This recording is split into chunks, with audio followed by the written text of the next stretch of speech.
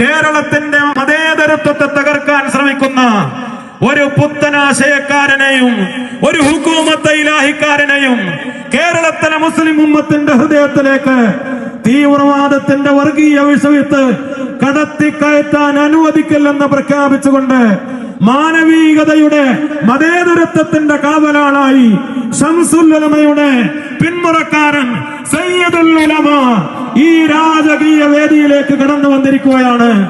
കാസർകോട്ടിന്റെ കൽബിലേക്ക്, കാസർകോട്ടിന്റെ ഹൃദയ കൊട്ടാരത്തിലേക്ക് സിംഹാസനം ഒരുക്കി കാത്തുവച്ച സമസ്തയുടെ മക്കളിലേക്ക് സയ്യിദുൽ ഉലമ, അങ്ങേക്ക് സ്വാഗതം.